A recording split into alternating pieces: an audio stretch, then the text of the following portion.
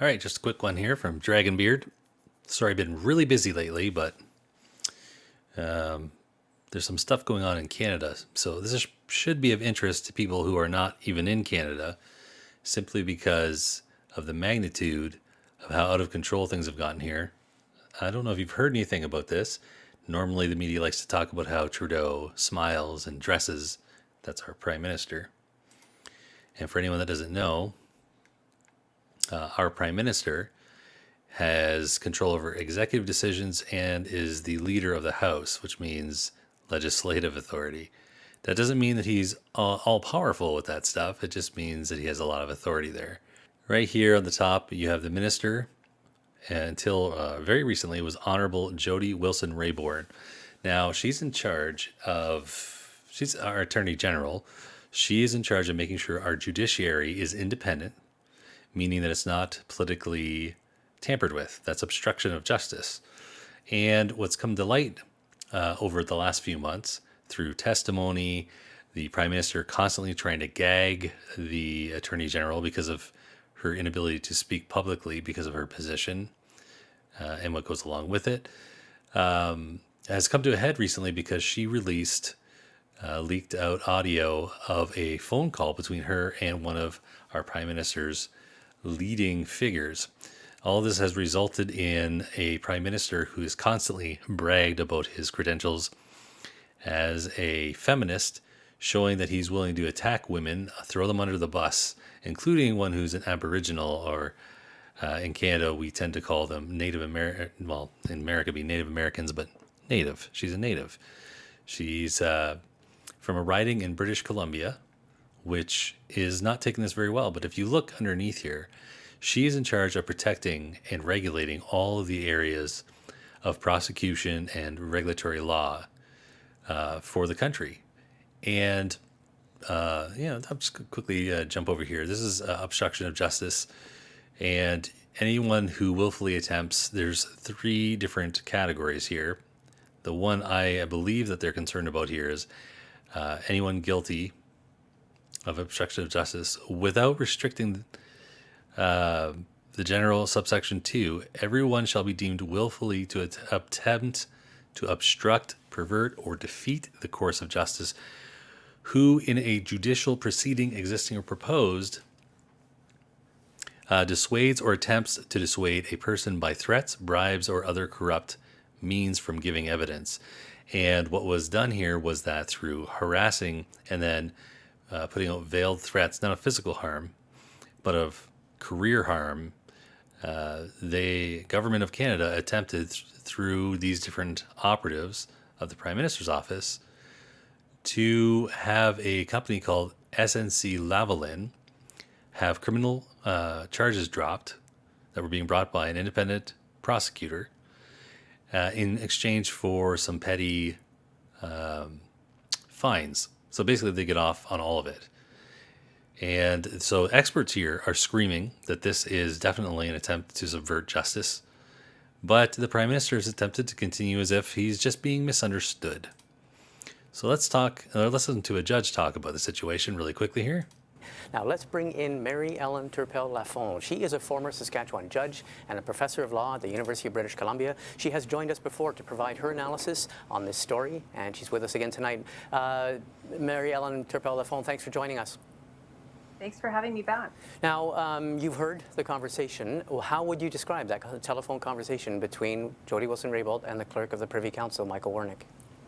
Well, I think the conversation was extremely distressing, because it's clear that the kind of pressure that was being applied to her and what she was being asked to do is unprecedented. And obviously the testimony that she gave earlier to the Justice Committee is very much corroborated by this. And the other part of it is that clearly the testimony of Mr. Butts and Mr. Wernick is going to be very hard to accept now in light of not only the recorded conversation, but actually when one reads the entire brief that she submitted today. So just as a quick reference, Wernicks and Butts are a couple of the very close government operatives that I'm talking about that work for the Prime Minister's office. Trudeau's lackeys, or strongmen in other words. There's some very compelling evidence there, and certainly supporting a very different version of events than was testified to by Mr. Butts and Mr. Wernick at the committee. Early in the conversation that we just heard, Michael Wernick tells Jody Wilson-Raybould that the Prime Minister is going to find a way to get the deferred prosecution done for SNC Lavalin. Do you view that as a threat to Jody Wilson-Raybould, or does that foreshadow what's happening? Or what do you make of the way she finished that telephone conversation, for example? She said, "I'm waiting for the other shoe to drop," and she talks about a Saturday night massacre. Yeah, I think it's important to understand that this isn't a threat of physical violence.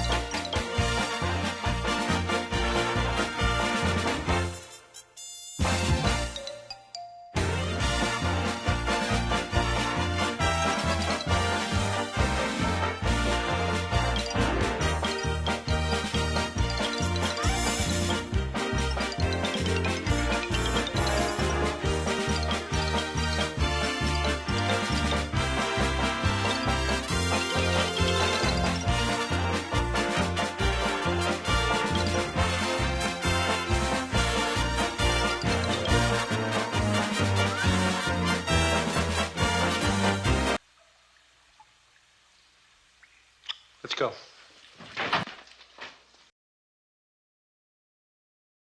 Yeah, I think it's important to understand that this isn't a threat of physical violence toward her, but it's a threat to her career. And throughout this entire call, you can piece it out. There's ongoing prodding of her way beyond what is appropriate. She, in fact, says to him, "This is not appropriate," and he continues. He tries to persuade her to hire someone else to overturn her decision. And then he lets it be very clearly known to her that there will be implications because the Prime Minister will get this done.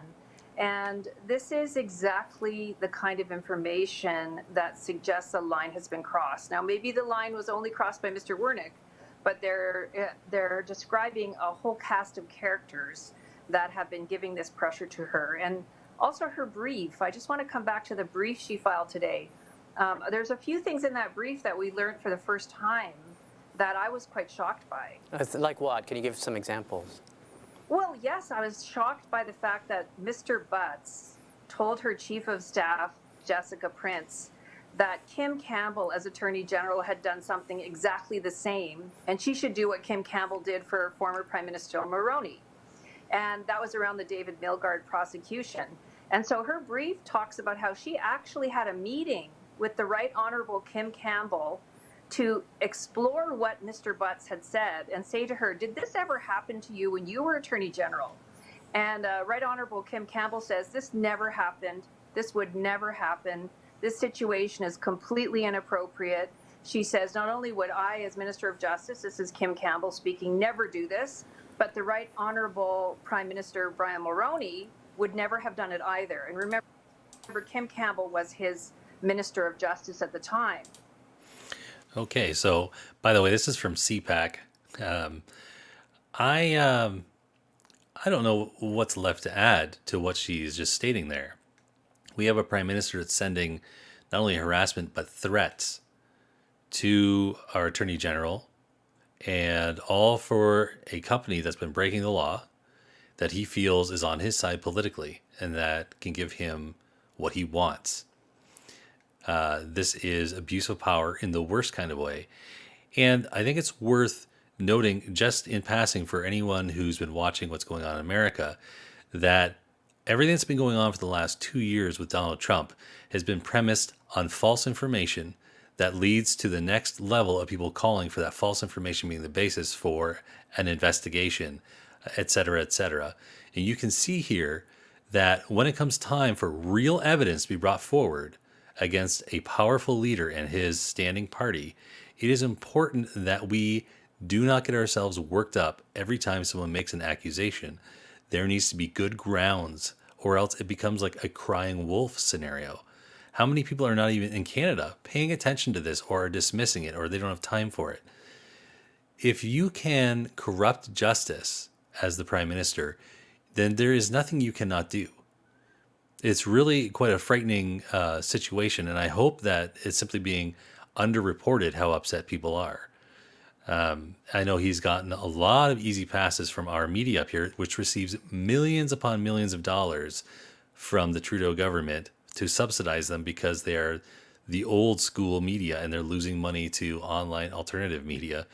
And so it's very difficult to look to them as sources that are objective. But even they cannot squeaky clean this. I mean, this is really harsh, that this is unprecedented. We know this. It's not a question. We have legal experts wondering when the RCMP, which is kind of like our quaint version of the FBI here, are going to get off their duff and announce they're doing an investigation of potential criminal charges. Was this criminal? It's certainly unlawful, but was it criminal? We would all really like to know. All right, here we have CBC. It's a lackey of the government, our state propaganda company. And like I said, even they can't completely close their eyes to this. The SNC Lavalin insider has recently disclosed that there are bribery allegations going on. So Crown simply means in Canada government. So a government agency that's about loaning money to different types of companies for various reasons to stimulate the economy, loaned billions of dollars to this company, which was intended to be used by the company for further illegal behavior. It's like billions of dollars in a country like Canada. That is an extraordinary amount of money. And then we've got, this is the Attorney General we're talking about, Jody Wilson-Raybould, I believe, Raybould. I always say her name wrong. He kicked her out, not just of cabinet, but now another woman who resigned from cabinet, Jane Philpott. These are both from his own party. From a prime minister that wanted to bring women into his party, he has now kicked them out of his party and has said they cannot run for the party again. He is a dictator at heart, and he's even said that he envies dictatorships like in China. I'm not even making that up. That's absolute truth. It came from his own mouth. Here's another liberal MP who's leaving the party, won't run for re-election again, because in a tweet here, let's see what she says. I believe real leadership is about listening, learning, and compassion. Central to my leadership is fostering an environment where my ministers, caucus, and staff feel comfortable coming to me when they have concerns. Now, that's a quote from the Prime Minister giving excuses that trying to paint his former Attorney General as having not come to him with her problems and it being her fault. And so this MP says, I did come to you recently, twice. Remember your reactions? Could it be telling her to shut up, get in line, or maybe even yelling at her, as some people are accusing him behind the scenes?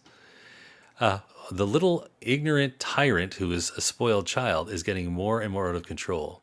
And I just want to be a little petty here and say, within a couple of weeks of him getting into office, I called this. I said he'd be the most dangerous prime minister in my lifetime that we've had.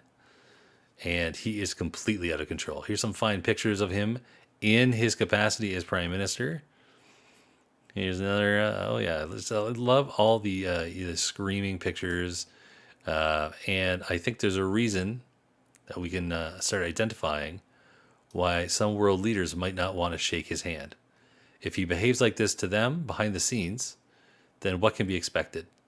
Here's Jane Philpott. Let's see this terrible woman he had to kick out because she was so awful that she expected him to come clean and submit to what he had done. She was elected in 2015. That's when she assumed office. All right. She has been his Minister of Health. She has been his Minister of Indigenous Services, which means with natives. And she has been, where she was fired, or she had to step down and then was fired from the party, she was his president of the Treasury Board. She knows a thing or two about this kind of corruption. She would not have taken these actions lightly. Okay, I didn't sign up for this. Oh, really? What did you sign up for, Mitch? The big fat pussy who's too afraid to do what it takes to win club? You gotta calm down. You're going crazy on me. I'm crazy because I refuse to lose? I think so. God damn it, Mitch! God damn it! My feet are taped to the bicycle on this one! I will do anything it takes to win Hey, Even if it means lying or physically hurting someone. easy. Put that down. Or branding myself with a coat hanger. All right. In the Hey. shape of a V for victory. Okay, I get it. Okay, I'm sorry, everybody. And I think perhaps the most encouraging thing here, a group that's been courted by the Trudeau government and Trudeau himself, is a group of young women who they're supposed to be seen as women who will one day possibly go into the parliament as MPs here. And so they take their seats and they have some people address them and talk to them about government, encouraging them in these ways. Well, the 300 and some odd women, 338 young women, were sitting there when the Prime Minister started giving his talk about how it's not black and white. You know, when he talks to anyone else, they're a sexist or they're an Islamophobe, black and white. But when he talks about himself, and he's done this to women, well, then you see, well, it's not black and white. 48 of these women, young women, stood up and turned their backs on him. Good for them. They're acknowledging, despite their different political positions, their political perspectives, that from my own, I am not a feminist or any kind of rah when it comes to women in politics. But 48 of these young women had the backbone to stand up and turn their backs on the Prime Minister because he is a hypocrite, a total hypocrite. Kim Campbell, who was spoken about earlier by the lawyer we saw the video from, she was the Prime Minister of Canada, the only female Prime Minister that Canada's had. Now, she was only in for a short time after Brian Mulroney. Before that, she worked for him in a number of capacities. She was an important person who understands how the law works and how the government should be not interfering with the justice system. And that's why it's so shocking that Jody had a meeting with her to talk about this, and she denied that anything like this was normal or should be done, that this was interference. So she got to speak with these women who did not turn their backs on her because she was not being a hypocrite. A stunning demonstration of young women speaking truth to power, as they're called Daughters of the Vote, questioned Justin Trudeau and the Wet'suwet'en, whatever, were raised and demonstrated their displeasure with his decision to remove the two ladies I talked about. Jody has I'm not sure where this comes from, but it must be a different type of part of her name, from his Liberal caucus. Strong. So I guess in the end, what I'm saying here, what my point is that we need to smarten up when it comes to allegations against politicians and start making our aim true, rather than simply deciding what must be true or we would like to be true based on whether we like or dislike the politician. In the United States, the tappings against Trump began by withholding information from the FISA courts. And from that building block, every step of illegal investigation and harassment of this president has occurred. And it undermines those who would like to find a justifiable cause to oppose him. And it becomes a cry wolf situation when other very real areas of corruption and illegality come up. And what we're seeing, I think, in Canada, even though we're just neighbors to the United States, is we're very tired of hearing about it always turning up with being, it's going to be this big deal. He's going to go and go to jail, or he's going to be kicked out of the presidential office. Then nothing. Then nothing, and then nothing. But here we have a person where we have an audio recording from one of his henchmen. We have reliable testimony. We have justifiable cause. And we still are not seeing a serious push by our population, as far as the media is reporting it, to have this criminally investigated. Because why? Because he's the Prime Minister? All the more reason to be investigated. Anyways, wake up. Be true. And don't fall asleep at the wheel. When it comes to the election, I do want you to vote this party out. I want them to be destroyed for what they've done. But at the same time, I think this should be a matter for the RCMP. And I think that's what we should be pushing for, rather than hoping that it all just goes away.